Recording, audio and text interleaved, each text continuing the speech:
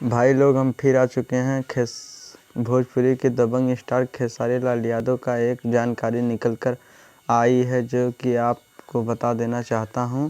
जो कि आशुतोष तिवारी खेसारी लाल की आवाज़ में सॉन्ग आने वाला है, बहुत जल्द आने वाला है कि यह वीडियो खेसारी लाल यादव को पसंद आए तो ज़्यादा से ज़्यादा लाइक करें, कमेंट करें, सब्सक्राइब करें। धन्यवाद। यहाँ तो एक जानकारी और निकल कर आई है, खेसारी लाल यादव का काजल राघवानी के साथ में एक सॉन्ग आने वाला है जो कि मीडिया के मुताबिक बताया जा रहा है बहुत जल्द आने वाला है। वो उसका जानकारी दी है अखिलेश कश्यप ने, वो अन्नपूर्णा फिल्म से आने वाला है। जी हाँ दोस्तों, आप सबको यह वीडियो पसंद आए तो ज़्यादा से ज़्यादा लाइक करें, सब्सक्राइब करें, कमेंट करें। धन्यवाद।